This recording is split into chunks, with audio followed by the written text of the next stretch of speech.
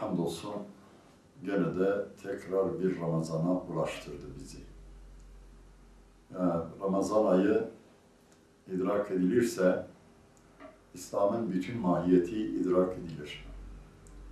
Gerçekten Ramazan ayı yani Kur'an ayıdır.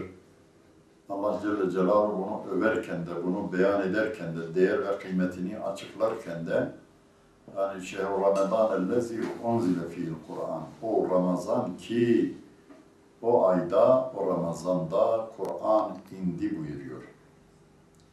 Onun için yani bu Ramazan ayına girerken ve sonuna kadar hani bu günkü İslam aleminin içinde yaşadığı sıkıntıları dikkate alarak gerçekten bugün öyle bir marifetsizlik İslam alemi içerisinde doğdu ki yani insan hiç inanmıyor. Bunlar niçin savaşıyorlar beraberinde?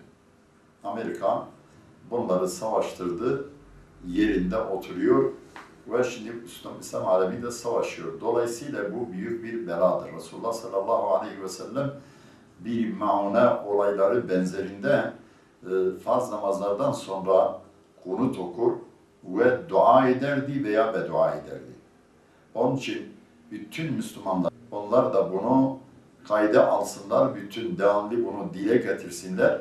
Bütün Müslümanlara, bütün İslam alemine bu ayda Aleyhissalatu vesselam'ın kunutu gibi yani güzel vakitlerde, farz namazlardan sonra, iftar vaktinde, suhur zamanında, duanın mekbul olacağı zamanlarda İslam'ın uyanmasına dua etsinler, bu fitnenin sönmesine dua etsinler. Çünkü Allah Celle Celaluhu herhalde bu ateşin söndürmesini bizim dileğimize bağlamıştır. Biz dilek ederiz ki ya Rabbi biz bugün yani aklını yitirmişler bu insanlar, birbirini vurup kırıyorlar. Efendim gidip Paris'i işgal etmiyorlar, gidip Washington'u işgal etmiyorlar veya Tel Aviv'i işgal etmiyorlar.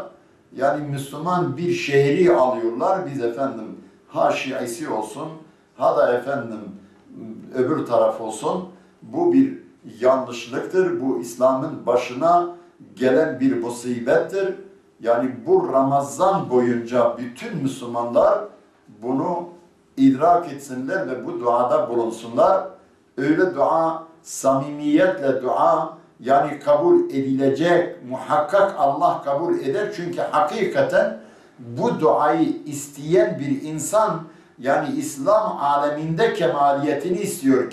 Dolayısıyla samimi bir duadır, kemaliyetli bir duadır. Bu ay başında, ayın sonuna kadar dua edelim. Allah nasip etsin ki ayın sonunda duamız kabul edilsin. Biz de müferrah olalım. Rabbimize hamd edelim. Ya Rabbi bu fitne kalktı yine. Allah her şeye gücü yeter. Bugün mesela bu ateş Müslümanlar içerisinde yakıldı, bu söndürülmez diye bir kaide yoktur. Vallahu ala kulli şeyin kadir. Allah her şeye gücü yeter. Hatta bir ayet-i kerimede kullema evkadun naren lil harbi atfa'ahallah. Onlar ne zaman harp, savaş için ateşi yaktılarsa Allah söndürdü. Allah bunu da söndürsün. Bu İslam alemini birlik ve beraberlik içerisinde eylesin. Çünkü bu Ramazan ayı Kur'an ayıdır. Kur'an hablullahul metindir. Yani kopulmayan iptir.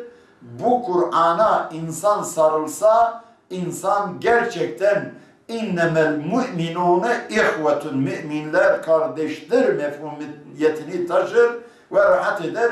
Ve Resulullah sallallahu aleyhi ve sellem diyor el mu'minu ehul mu'mini la yazlimuhu ve la yuzlimuhu. Müminin kardeşidir. Ne ona zulüm eder ne zulüm ettirir, bu mefhumiyeti bu ümmete versin. Mümin kimdir? Allah'ın birliğine iman etmiş. Resulullah'ın risaletine, Kur'an'ın Allah'ın indirdiği kitap olduğuna iman etmişler.